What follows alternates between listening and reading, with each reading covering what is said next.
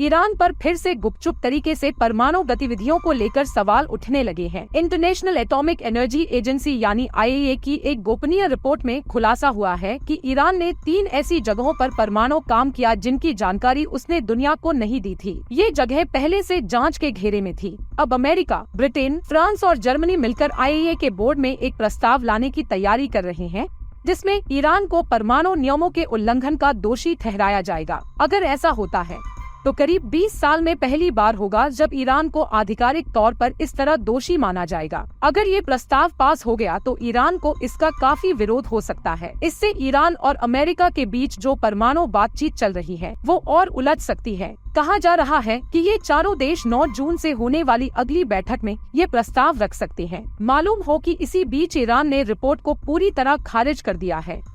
उसका कहना है कि ये रिपोर्ट पूरी तरह से राजनीतिक है और इसका मकसद ईरान को बदनाम करना है। ईरान ने साफ कर दिया है कि अगर बोर्ड में उसके खिलाफ कोई कार्रवाई होती है तो वो उसका जवाब जरूर देगा, लेकिन ये नहीं बताया कि जवाब क्या होगा।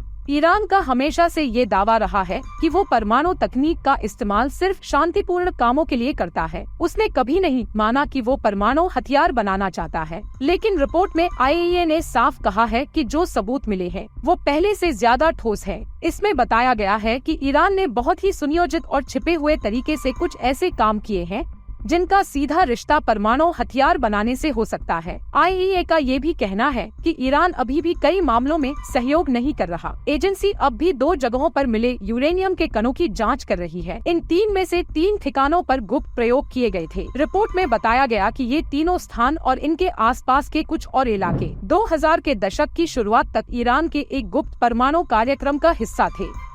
इसमें ऐसे परमाणु पदार्थों का इस्तेमाल किया गया जिनकी जानकारी IAEA को नहीं दी गई। एक चौथी जगह तुर्कजाबाद में 2009 से 2018 तक इस गुप्त कार्यक्रम से जुड़ा सामान या फिर बहुत ज्यादा रेडियो एक्टिव उपकरण रखे गए थे। रिपोर्ट में खास तौर पर लविसांशियान, वरामिन और तुर्कजाबाद में हुई गतिविधियों का जिक्र है, जिनकी जानकारी ईरान ने IAEA को नहीं दी।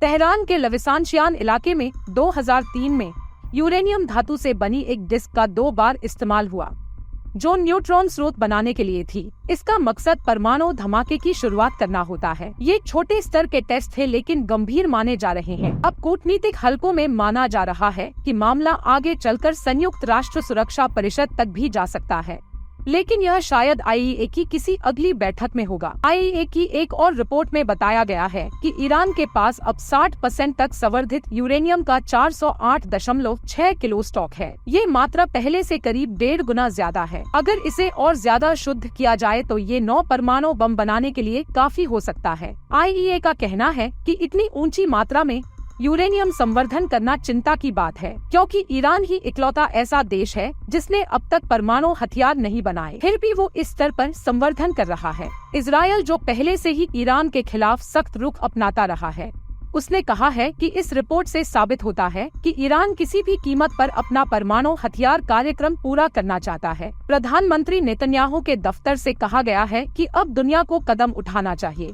हालांकि अमेरिका की खुफिया एजेंसियों और IAEA दोनों का मानना है कि ईरान का ऐसा एक गुप्त परमाणु कार्यक्रम 2003 तक चल रहा था, जिसे बाद में रोक दिया गया, लेकिन ईरान ने हमेशा इससे इनकार किया है। इसी बीच ईरान के विदेश मंत्री अब्बास अराक्ची ने कहा कि उनके ओमानी समकक्ष एक अमेरिकी प्रस्ताव लेकर तेहरान आए थे, जो वॉशिंगटन और तेहरान के बीच परमाणु समझौते को लेकर है। वॉशिंगटन से व्हाइट हाउस की प्रेस सचिव कैरोलिन लिविट ने भी बताया कि राष्ट्रपति ट्रंप के दूत स्टीव विटकॉफ ने ईरान को एक प्रस्ताव भेजा है जो स्वीकार करने लायक है और ईरान के हित में है। उन्होंने और जानकारी नहीं दी। अराक्ची ने एक्स पर लिखा कि ईरान इस प्रस्ताव का जवाब अपने सिद्धांतों और लोगों के हितों के आधार पर देगा। ये बयान अमेरिका और ईरान के बीच संभावित छठे दौर की बातचीत से पहले आया है, जिसकी तारीख और जगह अब तक तय नहीं हुई है। ईरान को लेकर सामने आई इस जानकारी पर आप क्या राय देना चाहेंगे? हमें कमेंट में जरूर बताएं। बाकी देश दुनिया की खबरों के लिए देखते रहे जनसत्ता।